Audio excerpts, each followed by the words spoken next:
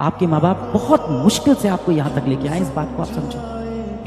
बहुत कठिन परिस्थितियों में, कठिन हालातों में, बहुत जलालत सहकर, समाज के ताने सुन के आपको पाल के यहाँ तक वो लेके आई। आपका जीवन उनके जैसा नहीं है, बाकी दोस्तों जैसा। आपका जीवन अलग है। आपके जीवन में कठिनाई ज्यादा है, हो सकता हो गरीबी भी ज्यादा हो। अगर आपको लग भी रहा है ना कि आपके पिताजी बुरे हैं, तो बस ये याद रखो कि बाप है यार अपना, इतना ही काफी है। कहीं ना कहीं आपने हाथ से कभी 2 रोटी तो खिलाई होगी, इतना ही काफी है। कौन करता है दुनिया में आपके लिए कुछ?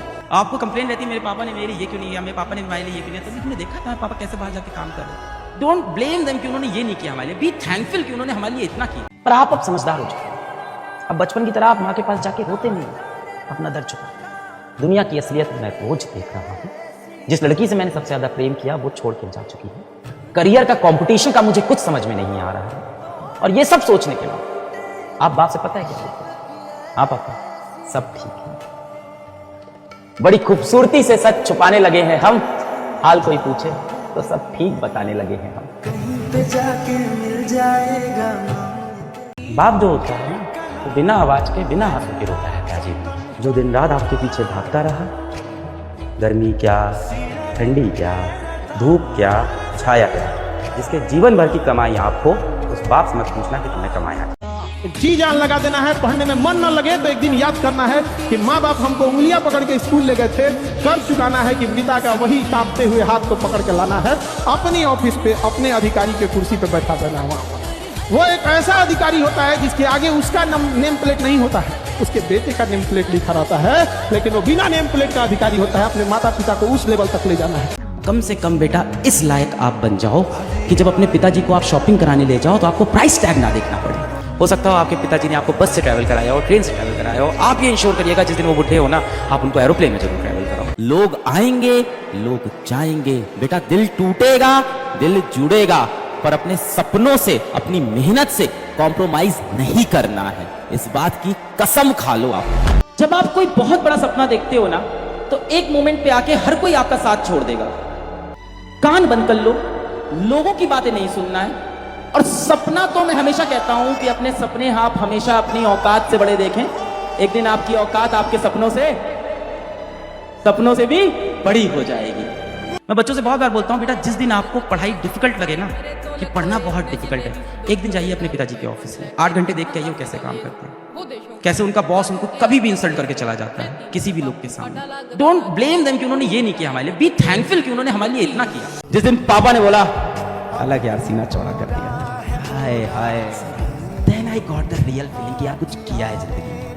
तो कितना भी तू प्यार मोहब्बत ये सब कर ले, जीवन में असली खुशी तभी मिलेगी जिस दिन माँ बाप के चेहरे पे तुझे प्राउड दिख जाएगा ना, अपने लिए प्राउड दिख जाएगा। जिस दिन तेरे नाम से तेरे माँ बाप पहचाने जाएंगे।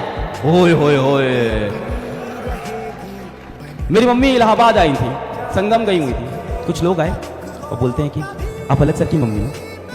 मेरी मम्मी ने कहा यार हमें लोग तुम्हारे नाम से जानने लगे। और भाई साहब मुझे जो सुकून मिला। बस इतना ही कहूँगा कि सोचो यार, माँ बाप हैं, उनके बारे में सोचो। मैं तो जिंदगी में बस यही मानता हूँ कि किसी के लिए जियो ना जियो, माँ बाप के लिए जरूर जियो यार। वो तुम्हारे लिए जीते यार, तुम नहीं हो ना, उनकी जिंदगी कैसे बीतेगी, क्या बीतेगा, वही जानेंगे। अब हम जीवन के उस मोड़ पर आकर खड़े हो गए हैं जहाँ पर मौत का डर नहीं है, बल्कि इस बात का डर है कि अगर कामयाब नहीं हो पाए या लाइफ में कुछ कर नहीं पाए तो माँ बाप को, घर वालों को कैसे मुंह दिखाएंगे। अपने टारगेट को दिमाग में रख के लंबे समय तक ठंडी आंच पर, धीमी आंच पर उसके लिए मेहनत करते रहना। जिसमें ये है वो देर से देर किसी भी फील्ड में सफल हो जाएगा। तो 12-15 घंटे पढ़ सकते हो, बताओ। कंसिस्टेंट रह सकते हो, बताओ। डिसिप्लिन रह सकते हो, बताओ। हर दिन क्लास लगा सकते हो, बताओ। मन नहीं करेगा, सोने का मन करेगा, लगेगा कि यार कुछ और कर लेंगे, दुनिया कर रही है, लेकिन उस समय भी अपने आप को उठाना, जब मन नहीं है वो काम करना, तब असली सिलेक्शन होता है, तब असली रिजल्ट आता है।